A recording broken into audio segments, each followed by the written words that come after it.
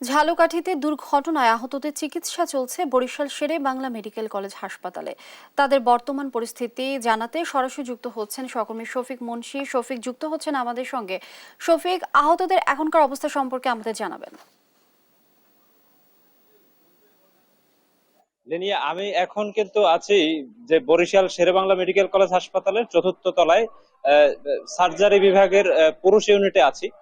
এবং এখানে কিন্তু এখন 7 জন আসলে আহত পুরুষ ব্যক্তি তারা চিকিৎসাধীন রয়েছেন। এছাড়া কিন্তু আরো 2 জন নারী বরিশাল শেরেবাংলা মেডিকেল কলেজ হাসপাতালের সার্জারি এবং অর্থোপেডিক্স বিভাগে চিকিৎসাধীন রয়েছে। আমরা এখানে আসার পর রোগীর যে স্বজন তাদের কাছ থেকে এক ধরনের বক্তব্য পেয়েছি এবং হাসপাতাল কর্তৃপক্ষ তাদের কাছ থেকে এক ধরনের বক্তব্য পেয়েছি। এই রোগীর যে স্বজন তারা কিন্তু দাবি করছে যে গতকাল তারা এখানে ভর্তি হবার পর থেকে এখন পর্যন্ত তাদের চাহিদা মাফিক যে চিকিৎসা সেটা কিন্তু তারা আসলে পাননি।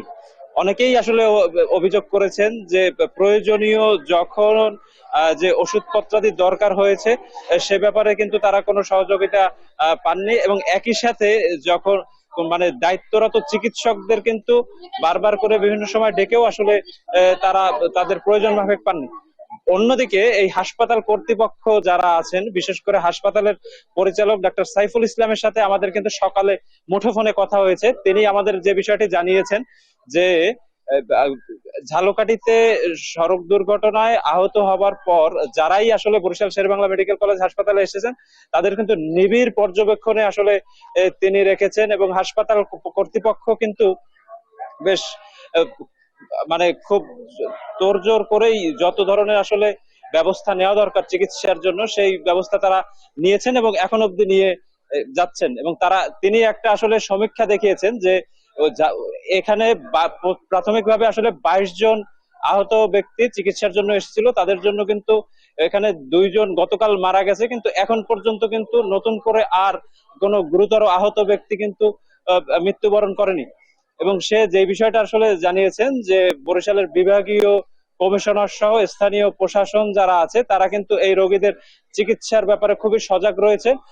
তবুও কিন্তু এই হাসপাতাল থেকে একজনকে উন্নত চিকিৎসার জন্য আজ সকালে ঢাকায় প্রেরণ করা হয়েছে।